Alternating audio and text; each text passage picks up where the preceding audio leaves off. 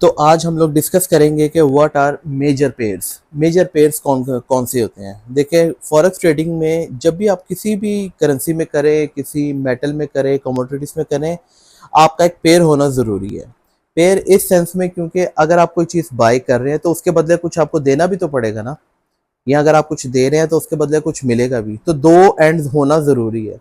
आप ऐसे नहीं कह सकते कि मेरे पास सिर्फ डॉलर्स है तो मैं इसमें कुछ ट्रेड करूंगा। अगर ट्रेड करेंगे, डॉलर्स देंगे तो कुछ ना कुछ मिलेगा।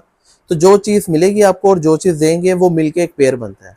तो मेजर पेयर्स किसे कहते हैं? मेजर पेयर उन पेयर्स को कहते हैं जिसमें डॉलर्स जो है ना वो साथ इंक्लूड होता है।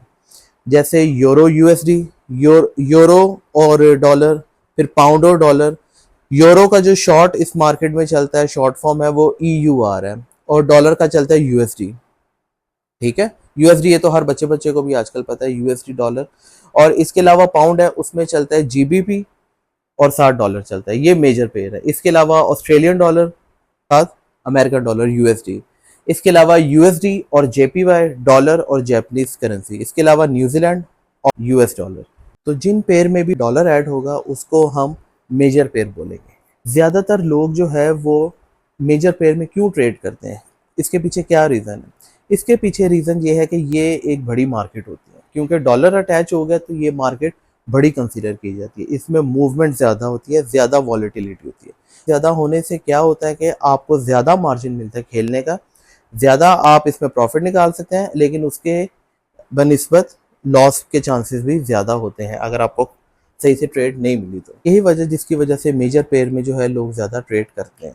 ठीक है, okay. What is risk reward ratio? Risk reward ratio किसे कहते हैं?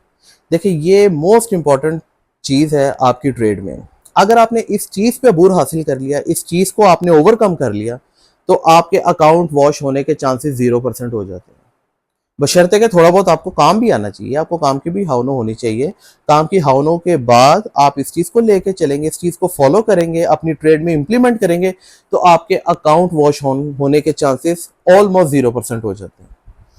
मिसाल के तौर पे अब मैं आपको बताता हूँ कि रिस्क रिवॉर्ड रेशो को हम किस तरह इंप्लीमेंट कर सकते हैं और इसको कहते मतलब इस कहते क्या है इसको, रिस्क, इसका मतलब क्या? आपने एक ट्रेड ओपन की मार्केट में, आपने बाय की ट्रेड ले ली, उस आपकी जो प्राइस है वो आपने 20 रुपए पे उसको बाय कर लिया। ठीक है, अब आप कहते हैं कि इस ट्रेड में मुझे 10 रुपए का फायदा होना चाहिए। अब 30 रुपए पे आपने उसका टेक प्रॉफिट लगा दिया कि जब ये 30 रुपए रेट आएगा मैं मार्केट से एग्जिट कर जाऊंगा, 10 रुपए मेरे पॉकेट में आ जाएंगे। ठीक है, ये तो हो गया आपका टेक प्रॉफिट। अब इस ट्रेड को मैनेज भी करना, हो सकता है कि वो आपके अगेंस्ट भी चल जाए, जरूरी थोड़ी कि हर ट्रेड आपके प्रॉफिट में ही आएगी। ठीक है, अब रिस्क रिवॉर्ड को हम मैनेज करते हैं 1:2 या 1:3। ठीक है, एक के बदले 2 या एक के बदले 3। अब मार्केट से आप उठा रहे हैं फायदा 10 रुपए का। ट्रेड आपने एग्जीक्यूट की मार्केट में, आपकी जो है वो एक्सपेक्टेशन या आपका जो टारगेट है मार्केट से लेने का वो 10 रुपए का। अब उसके बदले आपने कुछ रिस्क भी रखना है मार्केट में। आप बगैर रिस्क के बिल्कुल नहीं चल सकते, थोड़ा बहुत रिस्क भी रखना पड़ेगा।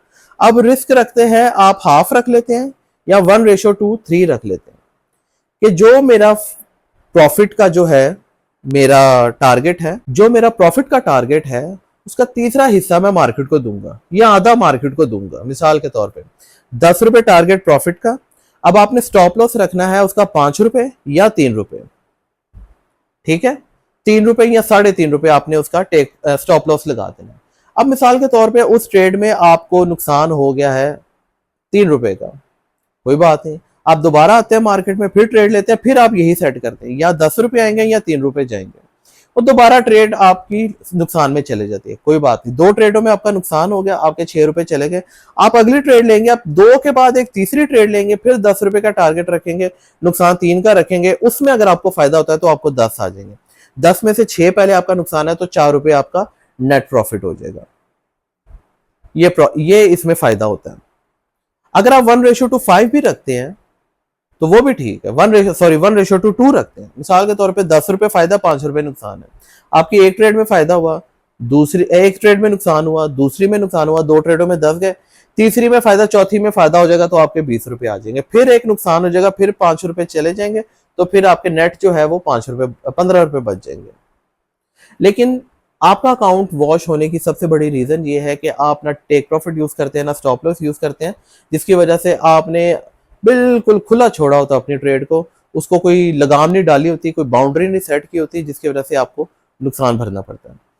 तो रिस्क रिवॉर्ड रेशो ये मोस्ट इंपॉर्टेंट चीज है, आपको अपने ट्रेड में लाजमी इसको ऐड करना चाहिए। Okay, what is pending order and what is market order. देखिए, दो किस्म के ऑर्डर हम एग्जीक्यूट कर सकते हैं अपनी लाइव मार्केट में। एक होता है मार्केट ऑर्डर। मार्केट ऑर्डर होता है कि आपके सामने एक प्राइस चल रही है, आपने फौरन स्पॉट पे उस चीज को बाय कर लिया। मिसाल के तौर पे मार्केट में प्राइस चल रही है 50 रुपए किसी चीज की, आपने कहा ये रेट आपको समझ आ रही है कि ये 50 से ऊपर जा सकता है, आपने फौरन 50 रुपए से उसको बाय कर लिया। ठीक है, 50 रुपीज से आपकी बाइंग हो गई।